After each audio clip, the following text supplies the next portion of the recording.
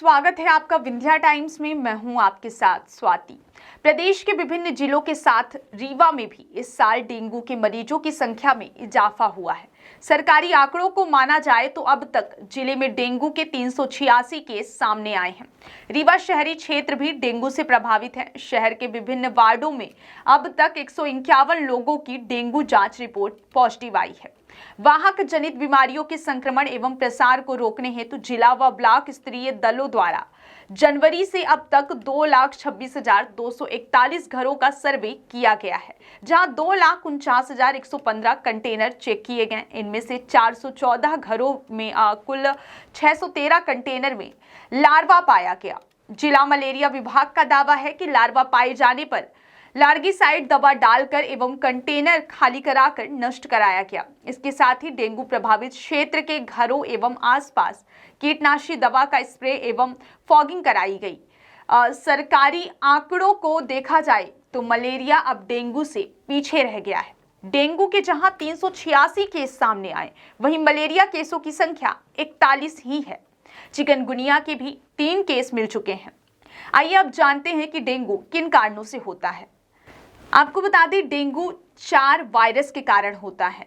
DENV1, DENV2, DENV3 और DENV4। जब यह पहले से संक्रमित व्यक्ति को काटता है तो वायरस मच्छर के शरीर में प्रवेश कर जाता है और बीमारी तब फैलती है जब वह मच्छर किसी स्वस्थ व्यक्ति को काटता है और वायरस व्यक्ति के रक्त प्रवाह के जरिए फैलता है। एक बार जब कोई व्यक्ति डेंगू बुखार से उबर जाता है तो वह विशिष्ट वायरस से प्रतिरक्षित होता है, लेकिन अन्य 3 प्रकार के वायरस से नहीं। यदि आप दूसरी, तीसरी या चौथी बार संक्रमित होते हैं तो गंभीर डेंगू बुखार, जिसे डेंगू रक्तस्रावी बुखार के रूप में भी जाना जाता है। अब बात करते हैं कि डेंगू के लक्षण क्या हैं। तो आमतौर पर डेंगू बुखार के लक्षणों में एक साधारण बुखार होती है और किशोरों एवं बच्चों में इसकी आसानी से पहचान नहीं की जा सकती। डेंगू में 104 डिग्री का बुखार होता है, जिसके साथ इनमें से कम 2 लक्षण होते हैं: सिर दर्द, मांसपेशियों, हड्डियों और जोड़ों में दर्द, और इसके साथ ही जी में चलना, उल्टी लगना, आंखों के पीछे दर्द, ग्रंथियों में सूजन, त्वचा पर लाल चकत्ते होना। 3 प्रकार के बुखार होते हैं जिनसे व्यक्ति को खतरा होता है। आपको बता दें, हल्का डेंगू बुखार, डेंगू रक्तस्रावी बुखार और डेंगू शॉक सिंड्रोम। हल्का डेंगू बुखार जो होता है उसके लक्षण में मच्छर के दंश के 1 हफ्ते बाद देखने को मिलते हैं और इसमें गंभीर या घातक जटिलताएं शामिल हैं।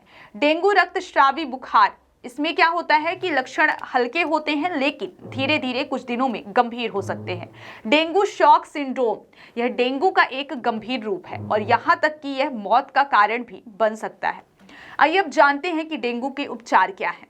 आपको बता दें, डेंगू बुखार का कोई विशिष्ट उपचार नहीं है, क्योंकि डेंगू एक वायरस है।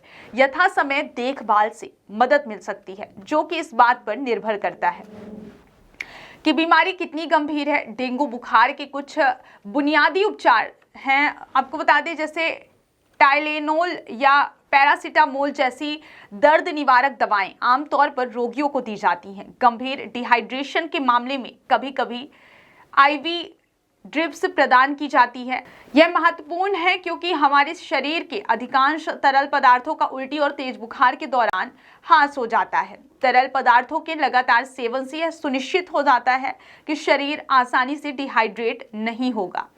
स्वच्छता का अत्यधिक महत्व है, तब तो और भी ज्यादा जब आप स्वस्थ नहीं होते हैं। आपको बता दें, शहर में इन दिनों डेंगू के केस बढ़ रहे हैं, इसलिए आप सुरक्षित रहें और सावधान रहें और सबसे ज्यादा स्वच्छता पर ध्यान दें, जिससे आप डेंगू जैसी गंभीर बीमारी से बच सके। बहुत बहुत धन्यवाद।